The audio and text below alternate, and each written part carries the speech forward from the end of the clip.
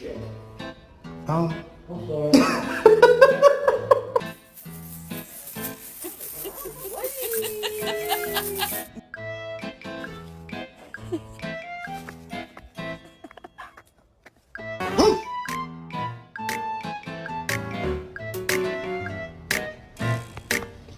Can you get out the kitchen, please?